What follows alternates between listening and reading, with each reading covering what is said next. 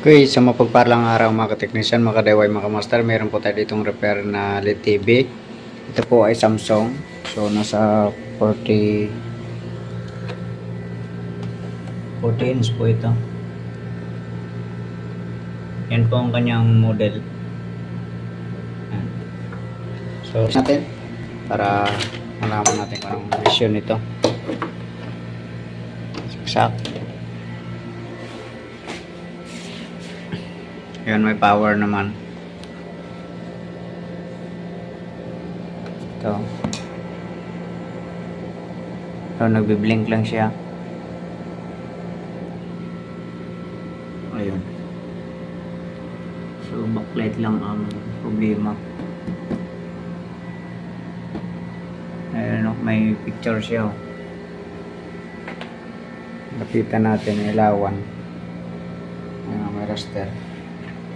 Okay, sige, samahan niyo po ako. Ayusin po natin ito. Okay, ito na. Nabuksan na natin. So, ito, tinanggal ko itong ano. Check ko muna itong ano na to. Supply niya. So, itong may araw na to. Yan. Kita nyo yung dalawang araw. Yan po yung pinaka-supply. Okay, so check natin ang voltahe.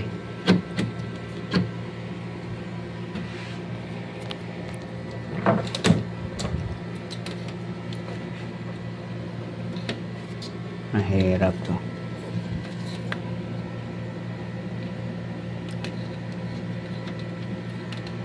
Okay, so i-check ko lang muna to.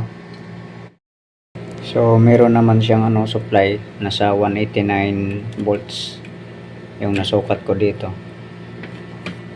So, buksan ko muna yung tanggalin ko yung panel. Check natin yung backlight sa loob. Ito, bale, nabuksan na natin. So, ito yung backlight niya. Ito merong mga dito. Merong fuse dito. Ito, tsaka ito, tsaka dito.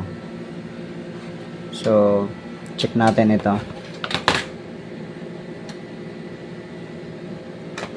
Naka times 1 tayo. Ayan, so may reading siya.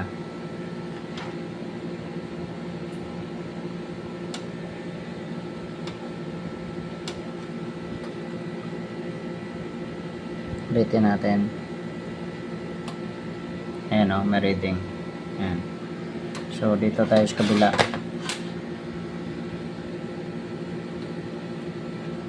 So, wala. Kabila. Wala rin. So, dalawa ang punde. Pero, dalawa na rin ang natin. At bali tatlo na yung i-jumper natin ito. Ito na jumper na natin. Jinumper na natin yung fuse. Okay. Testing natin.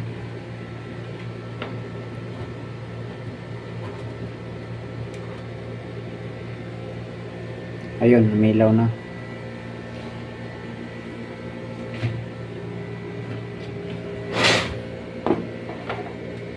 Ayan. Okay na siya.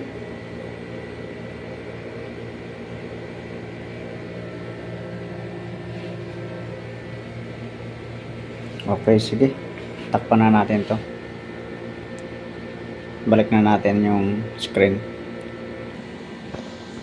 Okay, ito natakpan na po natin. Yan.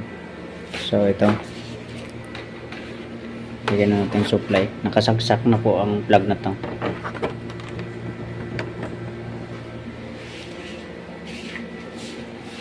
Ayun, lumabas ng picture. Yung display pala. Yan. Okay na. Okay, testing natin sa cable. Okay, ito. Kakabitan natin ang cable to. Yan.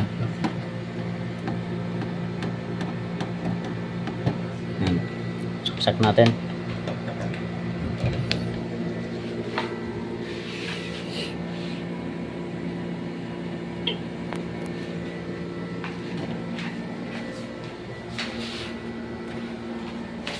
Yan.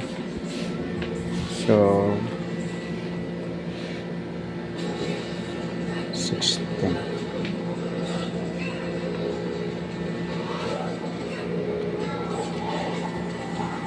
So okay ng picture. Yan.